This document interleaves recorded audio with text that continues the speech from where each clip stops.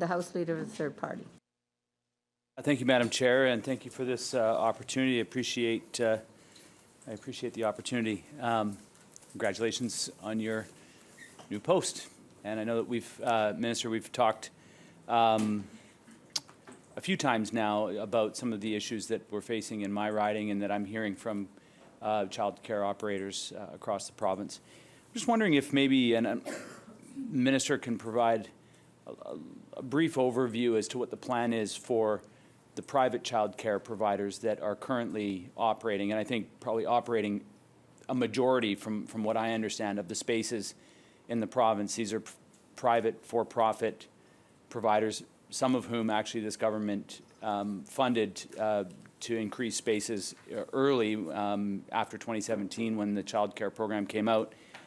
Many of them are expressing to me, many of those that I've talked to are expressing to me a feeling like the government programs are trying to squeeze them out. And I just want to give the Minister an opportunity on the record here to kind of outline what the plan is for these private, for-profit, largely owned, women-owned entrepreneur business, small businesses run out of people's homes or local facilities.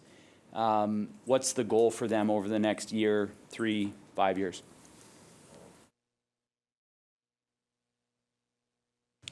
Minister. Thank you, through you, Madam Chair, nice to see the member. I always appreciate the chance to chat about this and other issues in our communities. So a couple of things. Childcare in BC is a diverse landscape. It truly is public, not-for-profit, and private providers. We've all are important pieces of the childcare puzzle here. We're working on developing services that is accessible and affordable to BC families, but it's delivered out in community by this mix of providers, all of whom are really important. For private providers, the only source of funding that is not available to them is the New Spaces funding. That is capital infrastructure that's available to Indigenous-led programs, public and not-for-profit. The remainder of our programs are available to all types of providers. So wage enhancements for their staff, operating funding, fee reduction initiative, they are eligible for the $10 a day program. And that's because all of those types of providers are critical to the childcare landscape. In terms of support for providers, in December, the provider payment for those participating in the fee reduction initiative was doubled and in some cases quadrupled. Certainly supporting providers of all kinds is essential to making sure British Columbians have the care they need, so that includes private providers. Member. Thank you. I think, and navigating kind of myriad of programs and how they interact and relate with each other has been, or to each other, has been one of the more challenging aspects of working with. I think probably we've been approached by almost a dozen, nearly a dozen childcare provider services in my riding and around the capital region here, and I think taking the Minister's answers, one of the challenges is that I think there's a feeling of being squeezed, that the thresholds that have been set, and I think it should be prefaced saying that I recognize that when you've got public money going into a private business, there's this balance that needs to be struck. But, you know, I think treating all, you know, these private for-profit care centers, child care centers, as just out for a profit motive, that's not what I've seen when I've been meeting with or listening to why these businesses exist and why they continue to exist after many of the children who were the reason why the child care center started in the first place, because there's a family that's looking out for their own children, and then the neighborhood kids join, and that's how a lot of these businesses started. That they're really at a break-even point most of the time throughout, or the margins are very, very thin. And so I recognize that there's the struggle within the business to manage the business and make sure that it's profitable in the sense that it can continue to operate. And then there's the struggle within the government that's trying to maintain these lines so that there isn't a huge profits being generated by childcare providers because it's public money and a public service, and there's that tension. And so what I've heard is that the thresholds that have been set for the programs that the minister mentioned are at such a, that while they are available for private providers, they're at such a low rate that actually they're not able to deliver the service, or they're put, and what I end up getting in my constituency office are parents whose childcare providers have let them know that they don't qualify or that the fees are going up. And so I'm just wondering if maybe the minister can talk a little bit about that tension and how we're managing the tension to ensure that these spaces remain affordable and available in our communities and in our neighborhoods. Minister. Thank you very much, Madam Chair. Excuse me.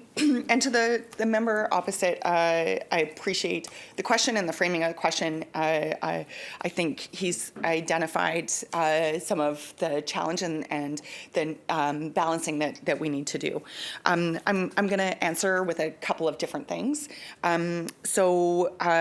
First, do want to recognize that this is a challenging time for many, and global inflation has impacted families, it's impacted businesses, it's impacted providers. So we do have a fee cap increase for those who've operated into the fee reduction initiative. The reason behind that cap is so that the investments we continue to make in childcare continue to hopefully that's just one, continue to make childcare affordable for families. That's 4.